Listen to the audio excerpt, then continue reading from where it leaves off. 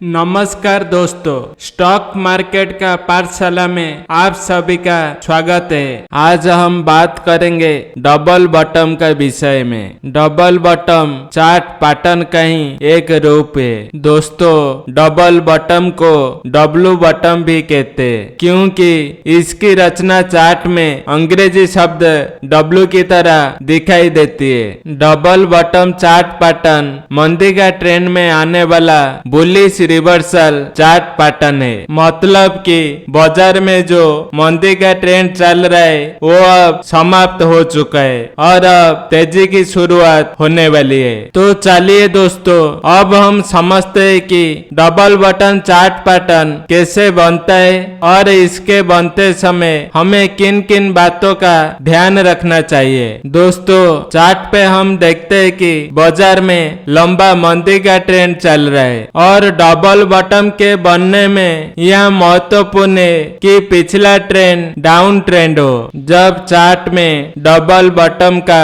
पहला बॉटम बने कि यह जरूरी है पिछला ट्रेंड का लोएस्ट लो हो। पिछला ट्रेंड यानी कि डाउन ट्रेंड का लोएस्ट लो हो। इसके बाद ट्रेंड लोएस्ट लो बनाकर प्राइस सपोर्ट लेकर ऊपर की ओर चलना शुरू होता है। यहाँ ऊपर की चल लगभग 10% से 20% हो सकती है। इस पहले बॉटम में वॉल्यूम दूसरा बॉटम की तुलना में अक्सर ज्यादा होता है। पहला बॉटम बनने के बाद जब बाजार ऊपर की ओर चलता है तब वॉल्यूम साधारण हो जाता है। इसके कुछ समय बाद यहाँ ऊपर की चाल रेसिस्टेंस लेकर रुक जाती है और कुछ समय तक एक रेंज में ट्रेड करती है और कुछ समय तक रेसिस्टेंस पर रुकने के बाद प्राइस वापस से नीचे की तरफ जाता है और उसी लेवल पर और उसका आसपास दूसरा बॉटम बनाता है। यह दूसरा बॉटम पहले बॉटम की तुलना में 3% तक ऊपर नीचे हो सकता है। इस दूसरे बॉटम में वॉल्यूम पहले बॉटम की तुलना में कम होता है, लेकिन जब प्राइस दूसरा बॉटम से रेसिस्टेंस बनाकर वापस ऊपर की ओर चलने लगता है, यह तेजी की चाल बहुत तेज होती है और तेजी की चाल के साथ वॉल्यूम भी बढ़ने लगता है। दोस्तों, दो बॉटम के बीच में कम से कम 7 या 8 कैंडल की गैप तो होना ही चाहिए। अगर इसी से एक कम है तो इसे डबल बॉटम नहीं माना जा सकता। तो दोस्तों, इस प्रकार से डबल बॉटम की रचना होती है। दोस्तों, चार्ट पैटर्न के साथ टाइम फ्रेम का कोई इतना महत्व नहीं माना जा सकता है क्योंकि यहाँ हर एक टाइम फ्रेम में बन भी सकते और हर एक टाइम फ्रेम में अच्छी तरह से काम भी करते। दोस्तों, अब हम समझते दोनों बॉटम के बीच में कम से कम कितना अंतर होना चाहिए। दोस्तों,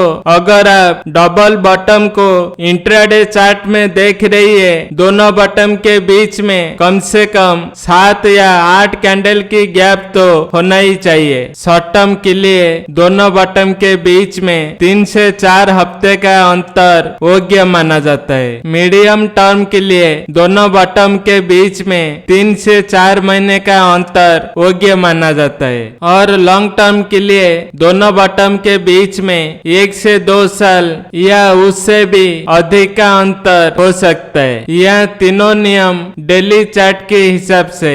तो चलिए दोस्तों, अब हम समझते डबल बॉटम चार्ट पैटर्न के साथ हम कैसे खरीदी कर सकते।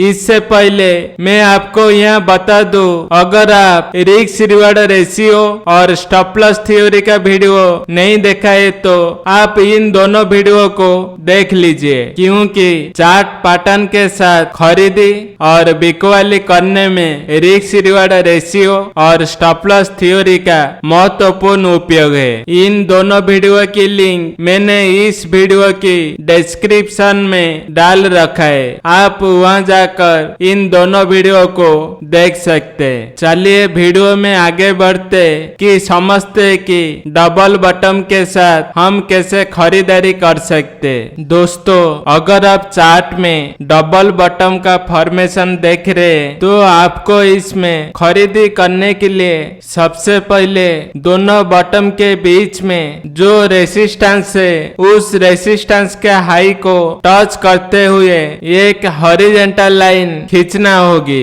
इस हॉरिजॉन्टल लाइन को डबल बॉटम चार्ट पैटर्न के साथ नेकलाइन कहते।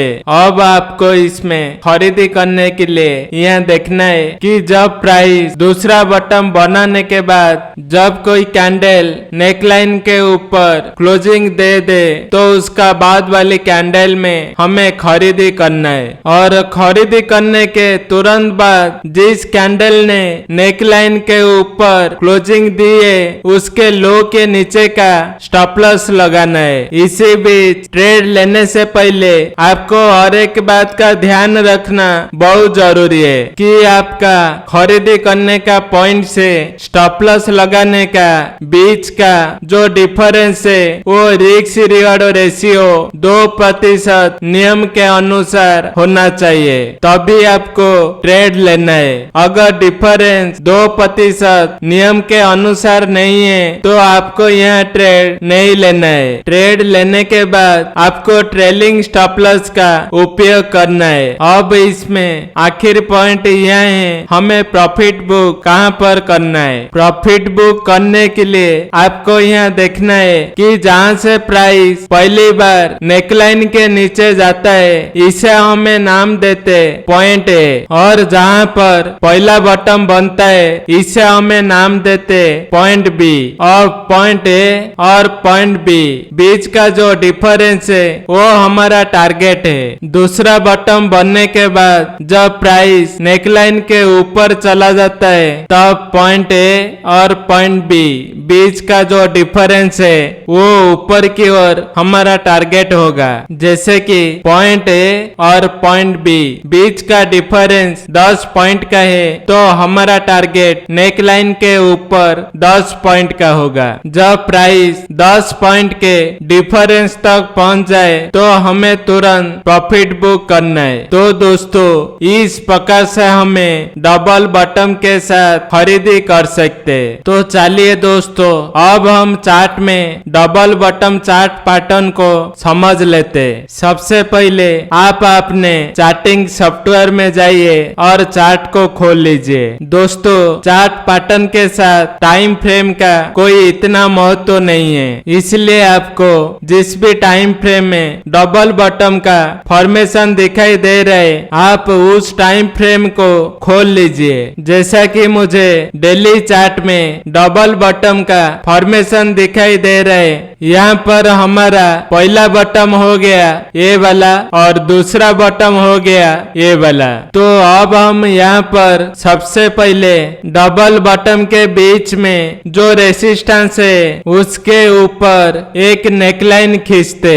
तो ये हो गई हमारी नेकलाइन। अब हमें इसमें खरीदी करने के लिए यह देखना है कि दूसरा बॉटम बनने के बाद जब प्राइस नेकलाइन के ऊपर जाके क्लोजिंग दे दे तो उसके बाद वाली कैंडल में हमें खरीदी करना है। तो यहाँ पर प्राइस इस वाली कैंडल में नेकलाइन के ऊपर क्लोजिंग दे रहे, इसका मतलब है कि हमें इस वाली कैंडल में खरीदी करना है। और खरीदी करने के तुरंत बाद जिस कैंडल ने नेकलाइन के ऊपर क्लोजिंग दी है उस कैंडल की लो का नीचे का स्टॉप लॉस लगाना है। इसका मतलब है कि हमें इस कैंडल में लो का नीचे में स्टॉप लॉस लगाना है। इसी बीच ट्रेड लेने से पहले आपको रिस्क रिवॉर्ड रेशियो के 2% नियम का भी ध्यान रखना है। मतलब कि आपका खरीदी करने का पॉइंट से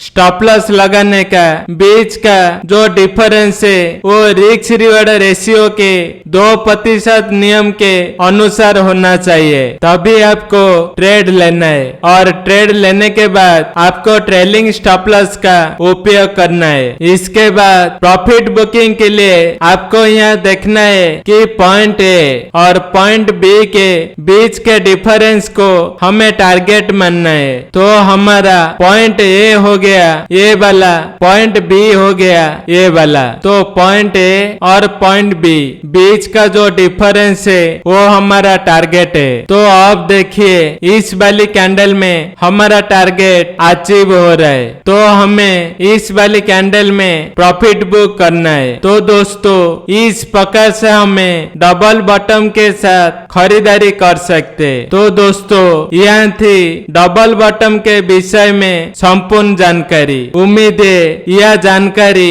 आपको पसंद आई होगी। आज का वीडियो देखने के लिए आप सभी का बहुत बहुत धन्यवाद। अगर हमारा वीडियो आपको अच्छा लगा तो हमारा चैनल को लाइक, शेयर एंड सब्सक्राइब कीजिए। Thank you.